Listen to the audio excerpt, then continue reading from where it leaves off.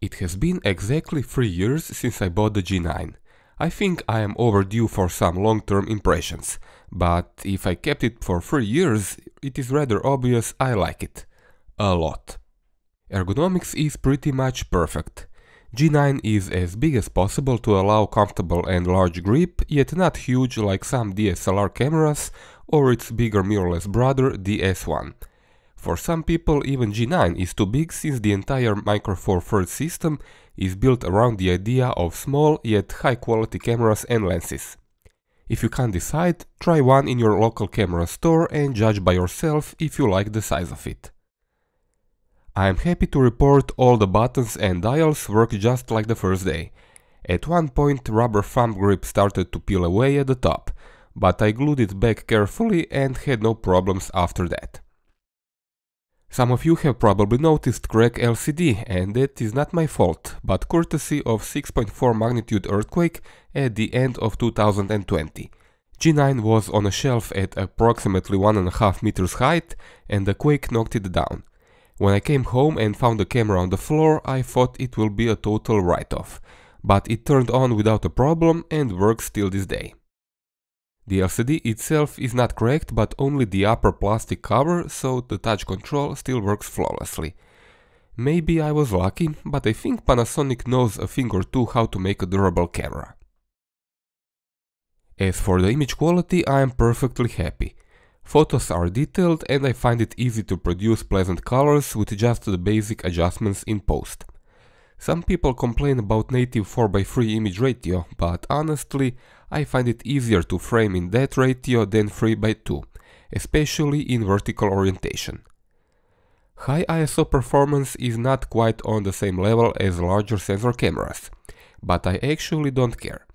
Most of my photography are landscapes or stationary objects, and superb image stabilization helps a lot to keep ISO value down.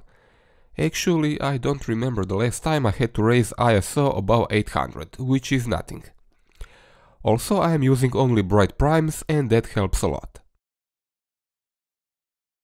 Video quality is top-notch. 4K looks beautiful, very detailed yet natural with nice colors. Both 4K 25 and 50 or 60p are shot from full white of the sensor, so crop problems do not exist. IBIS works great and makes hand-holding footage smooth.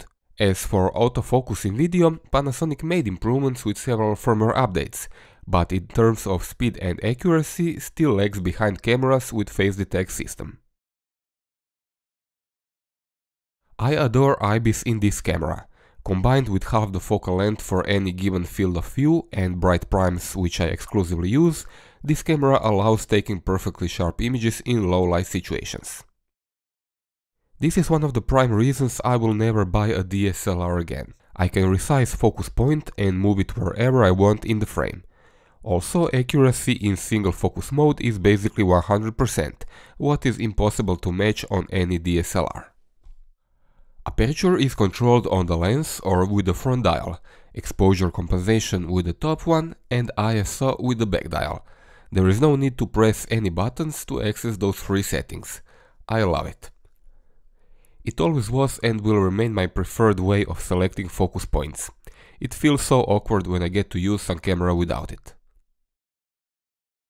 This was a part of firmware 2.0 update and it is a real lifesaver in some situation, as the camera protects highlights even if they are a very small part of the frame. At the same time I completed this video, I am finishing my Canon R6 review, and I am quite disappointed it doesn't have this metering mode. I use them to separate photos and video files, and this allows for easier transfer and management. For working professionals, two cards are best used in backup mode, so it minimizes potential data loss if one card malfunctions.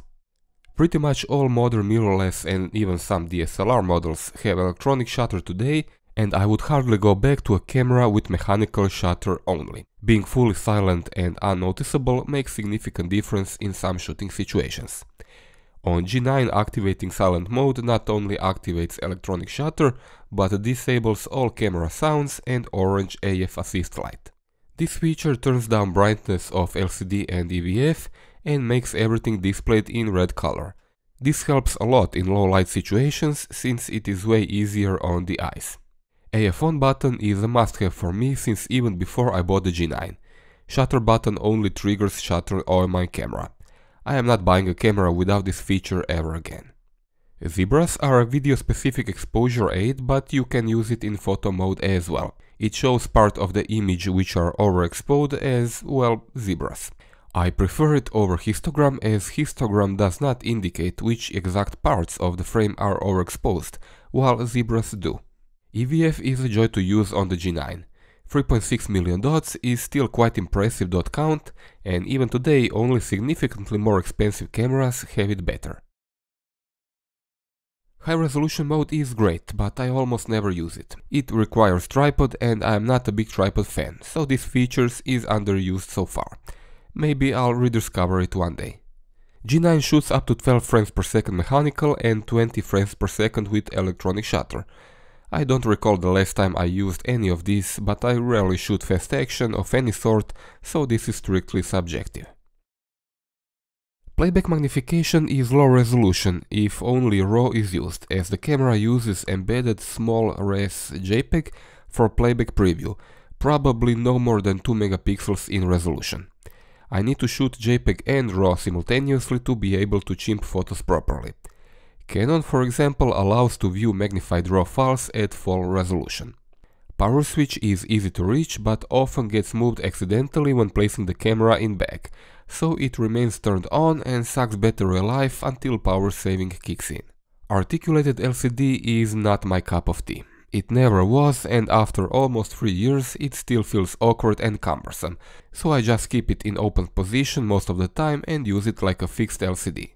For my shooting style, classic up and down tilt screen is what I want, and I know I am not the only one. It is usually video users who prefer fully articulated LCD, while those of us who are mostly still image shooters prefer LCD with up and down tilt.